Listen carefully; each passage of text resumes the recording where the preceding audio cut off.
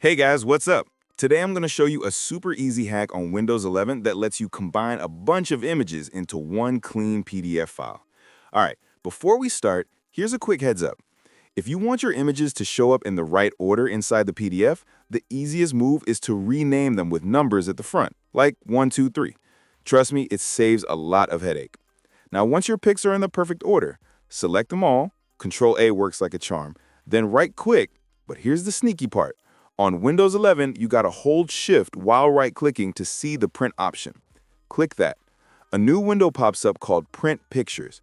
In the printer list, choose Microsoft Print to PDF. It's usually enabled by default, but if you don't see it, I'll show you how to fix that in a sec. You can use the little arrows to preview all your images. If they look weird or chopped off, just uncheck Fit Picture to Frame. Boom, problem solved. If you click Options, then Printer Properties, you can also switch between Portrait and Landscape if your images need some space. When everything looks good, hit Print. Choose where you want to save the file, give your PDF a name, click Save, and boom, you're done.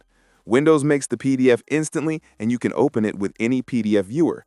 Now, if Microsoft Print to PDF wasn't showing up earlier, here's the quick fix.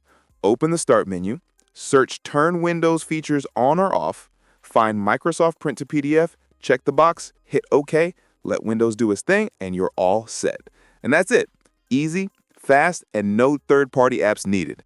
If this helped you out, smash that like button. Subscribe for more easy Windows and Photoshop Illustrator tips, and drop a comment telling me what tutorial you want to see next. See you in the next one.